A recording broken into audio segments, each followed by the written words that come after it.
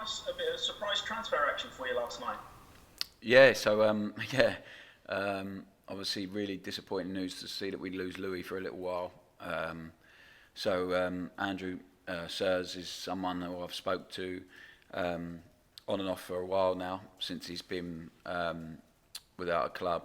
I'd have loved to have done it earlier, but obviously just with budget constraints and everything that's been going on, it wasn't quite achievable. But I think, again, with Andy and the chairman, brilliant support, they realised that we are running light on bodies, and with Louis being out for a little while, that we needed someone in. So I'm really delighted to get him. I don't think you'll find a better free transfer out there at this stage in the season for sure. I'm really surprised he hasn't found a club, but he's had a few offers really early on that he didn't think were quite right, and a couple of those were in the Championship still, and he felt he'd wait and just see. And again, just another one who's paid attention to what we are doing here in terms of the style, the philosophy we're trying to introduce. Really likes it. Spoke to him about it a few times, and he was quite surprised by what the players are producing out on the pitch. He's really excited to be here. I'm really excited to have him here, and he's going to be a great addition. Another person I really trust, really respect, having worked with before, and another really experienced character through that spine of the team, if you like, to really help our younger lads develop and improve. Is he ready to go on Saturday? He'll be in the squad Saturday. Yeah, he's kept fit, so he's been training with Bournemouth, with their first team for the whole period, which shows the respect they have for him down there. The fact they've let him, remain training and stay fit, so they see the value in him as a person. So, yeah, he's not going to be match fit, of course, because he hasn't played a match for a long time. So that will need a bit of playing catch up. But he's fit and ready to go, and he'll be training with the squad today, and he'll be involved in the squad on Saturday, I'm sure. Let's have a talk about those injuries then. You say Louis Thompson's a bad one, is it? Yeah, it's worse. Well, it's what we feared, really. So hopefully we'll find out a bit more at the end of this week when he sees the specialist, and find out what the timescale will be. We hope to have him back before the end of the season, of course, so that's a positive. He's not completely ruled out, but yeah, we're just not 100% sure on the timescale yet. I don't think it'll be this side of Christmas we'll have him back, but hopefully towards January and February, so he can play a part in the last quarter, the last third of the season, hopefully. And how are the rest of your injury issues getting on? Yeah, slowly getting there. George is looking better. He's getting there slowly but surely. Jordan Houghton's training and ready, so that's good news for us. And the rest, Kieran's back on the training pitch now, so he's getting there as well with his. And Joe Mason will be back integrated with the squad in the next few days, hopefully. So, yeah, we're getting there slowly but surely. But obviously, with the amount of games coming up again, we need people back quickly. We need to make sure we manage people and avoid more injuries and avoid getting these people re-injured. So we have to be careful. We have to monitor the situation constantly. But yeah, they're all slowly getting there. A bit more of a watching brief for you last night on the Papa John's Trophy, but you're through as table toppers. You must be happy with that result. Yeah, really happy with that. I think we've deserved it over the court. I think even the Southampton one, I think with a young team, they performed really, really well. The two results before that were really good. Again, we're playing a lot of younger players, and it's what we've used the competition for. We really respect it and want to do well in it, but at the same time, if these guys don't get opportunities, where else can they get them? So we have used it for that, to mix them in with more experienced players and give them a real chance of having a taste of first team football. Jay Bird scored 2 goals in the competition, played really well. Unfortunately, obviously, he's been injured. Johnny Freeman's done great and it got a few assists. Matty Sorinola, so all these guys, and then obviously the younger ones against Southampton. So yeah, I'm really pleased for the group. I'm really pleased we've got a home tie in the next round. Just looking eagerly awaiting to see who we get now. I suppose the most important thing to have come from the last few days is that we don't have to ask you about picking up an away win anymore. Is it a weight off your mind, and is it now just something that you can resign to history and just go, it's all done now? Yeah, it was never a case of if, it was just a case of when. So I'm glad it's been done now, and at a place like that, obviously, I think when I said to the group that no one else expected that result outside of our group, I think. I spoke to him in the hotel on the day of the game and said that. I don't think anyone else expected. I'm sure we ruined a few people's coupons on Saturday, but I'm really pleased for them and proud of them, the way that they went about it, and it was a tough match against a very good team, especially at home. And so I'm pleased.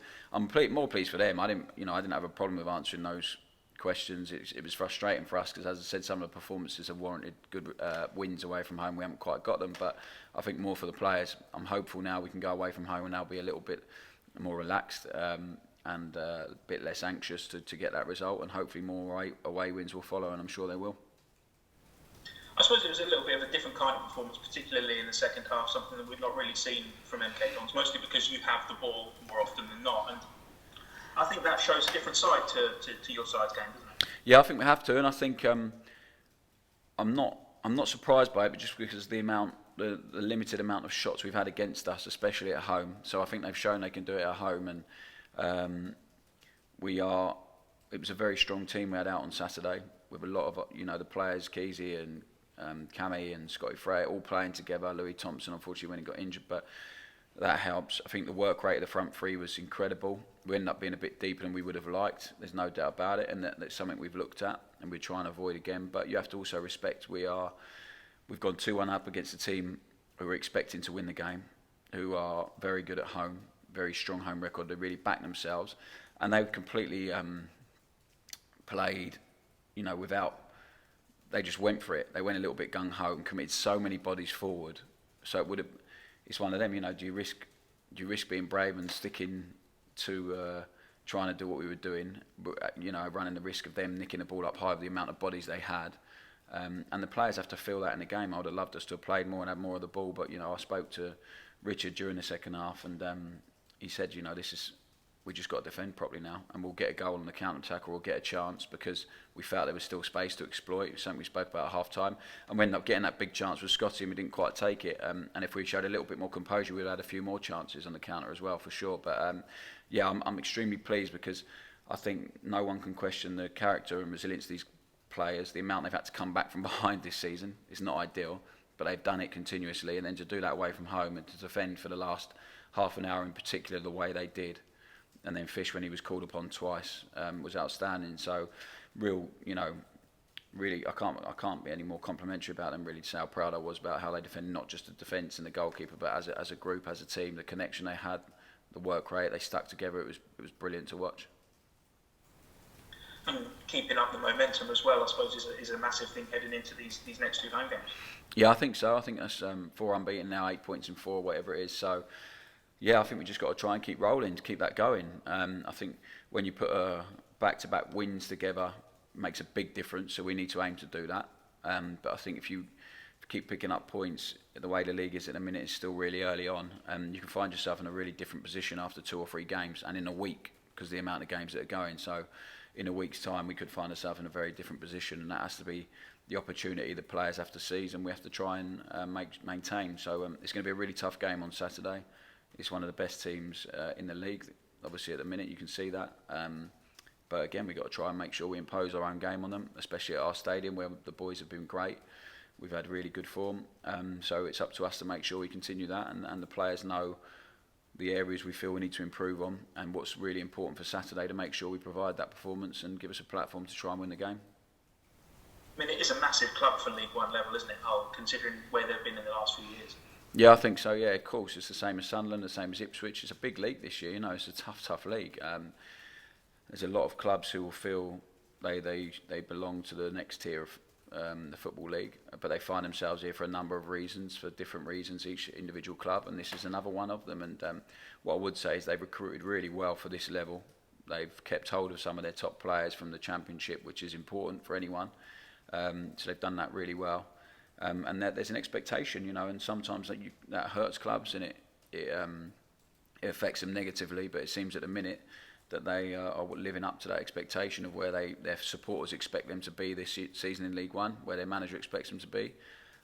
So I'm hopeful, we can make sure we put in a performance that is of the level and even better than the one we put in the last 3 or 4 games, and we can get a result.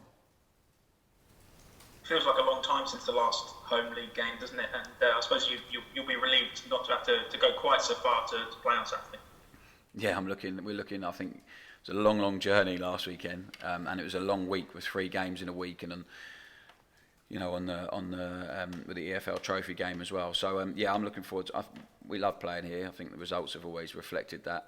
The group feel really comfortable here on our pitch and what we do, and I think teams know it's going to be a tough game when they come here. I think there's no doubt about that. Regardless of what team we're playing, wherever they are in the league, I think they know we're going to come here and it's going to be a really tight, tough game. So I just really want to see even more belief just seep into the squad now, and just keep the boys just keep believing in what they're doing. And I think Saturday's result will definitely help that, and will help improve the confidence even further.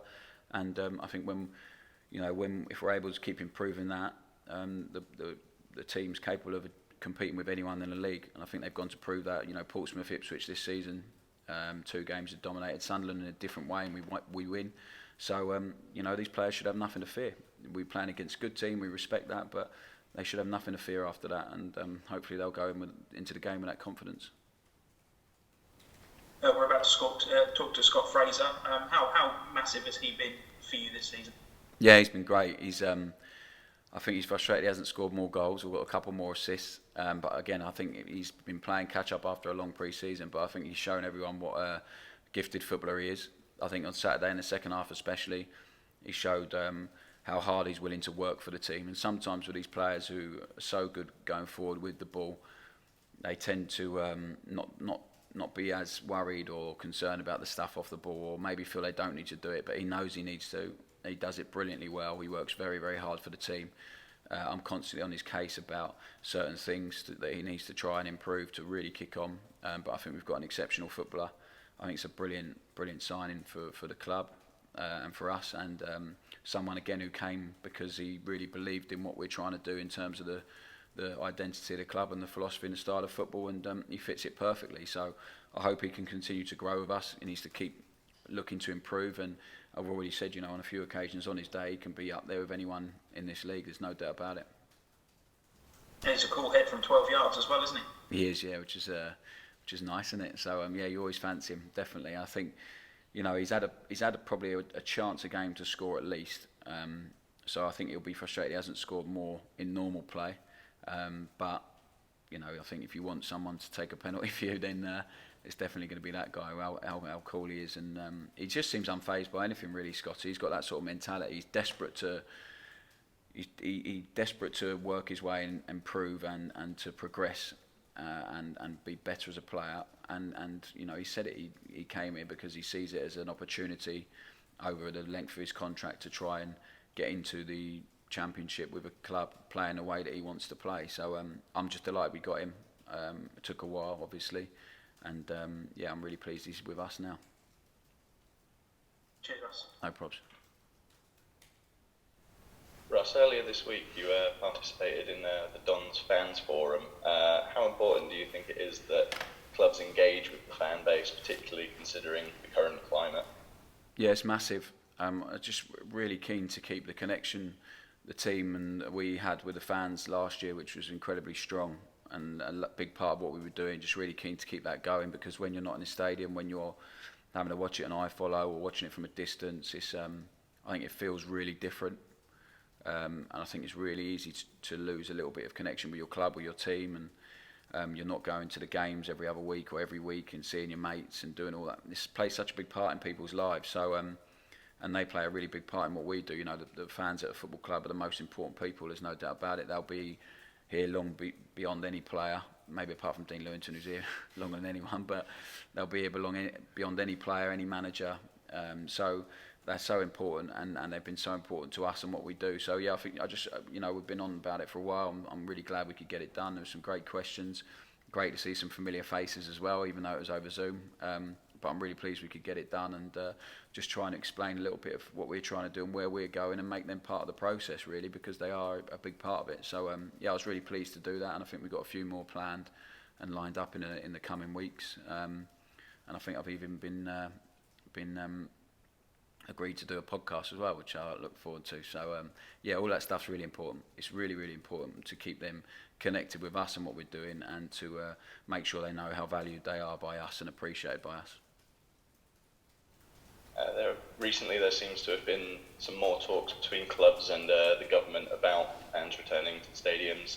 Are you hopeful of seeing crowds back in Stadium MK before the end of the season? Yeah, of course. Whenever it's deemed safe to do so, I'd love to see them back before the end of the season. We've all got our fingers crossed we can have them back in at some point. It's not the same. I've said it on numerous occasions. It's not the same without them. It's nowhere near as good. It's not the same feeling at all for the players, for the staff, for everyone. So yeah, I'm really hopeful we can do that. I've not got a clue where they are in terms of the talks. Obviously, Andy and the chairman deal with all that side of things. So I just wait until I'm told on that front. But yeah, I'm really hopeful we can get this under control and we can get people back in. Because I said the importance of it in people's lives. I think it can't be underestimated. Really, the importance it plays in community, people socialising, stopping loneliness. The role it plays is huge. Football, and it can't be underestimated. So as soon as we're able to do that, the better. Really. Cheers, Russ. Thanks, guys.